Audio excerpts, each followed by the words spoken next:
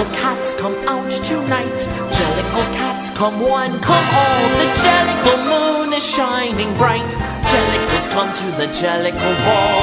Jellicle cats come out tonight. Jellicles come to the Jellicle ball.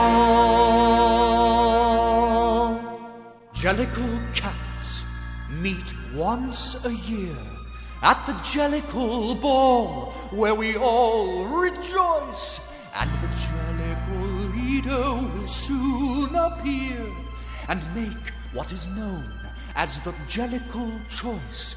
When old Deuteronomy, just before dawn, through a silence you feel you could cut with a knife, announces the cat who can now be reborn and come back to a different Jellicle life.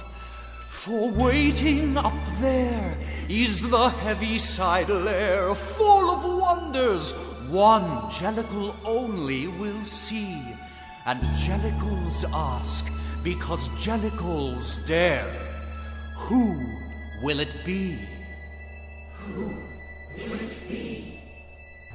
Of the awful battle of the peaks and the particles, together with some account of the participation of the pugs and the palms, and the intervention of the great Rumpus Cat.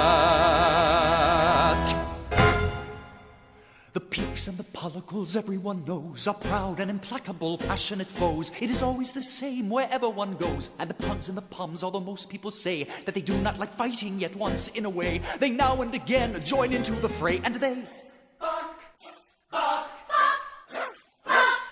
until you can hear them all over the park. Now, on the occasion of which I shall speak, almost nothing had happened for nearly a week, and that's a long time for a paw or a peek. The big police dog was away from his beat. I don't know the reason, but most people think he slipped into the Wellington Arms for a drink. And no one at all was about on the street when a peak and a pollicle happened to meet.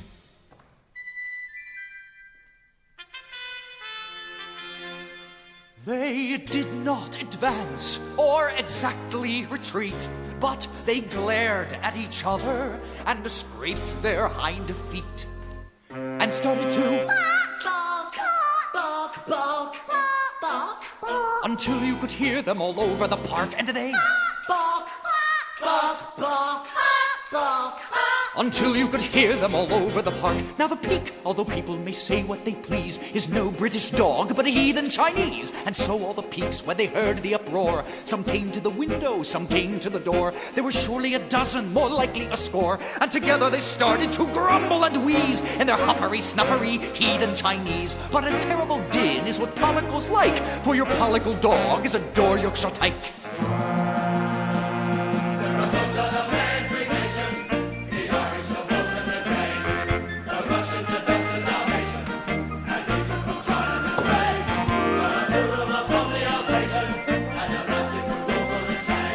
And to those that are frisky and frolical, let my meaning be perfectly plain.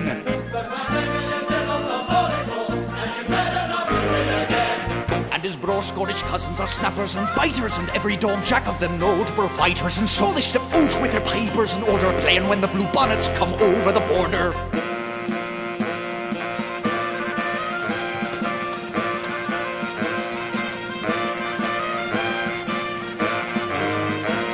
Then the pugs and the palms held no longer aloof, but some from the balconies, some from the roof, joined into the din with a bark, bark, bark, until you could hear them all over the park. Until you could hear them all over the park.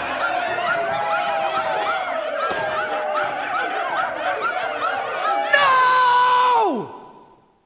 When these bold heroes together assembled, the traffic all stopped, and the underground trembled, and some of the neighbors were so much afraid that they started to ring up the fire brigade, when suddenly up from a small basement flat Why, who should stalk out but the great Munkustrap?